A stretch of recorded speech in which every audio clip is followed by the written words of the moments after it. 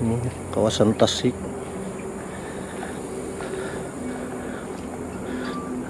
Dahulu tempat ni dipenuhi dengan ikan dan kita boleh pilih ikan untuk dimasak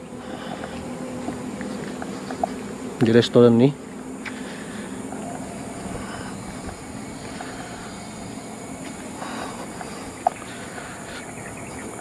Anda semua boleh lihat kawasan ini sangat luas sebenarnya, namun sayang telah terbiar.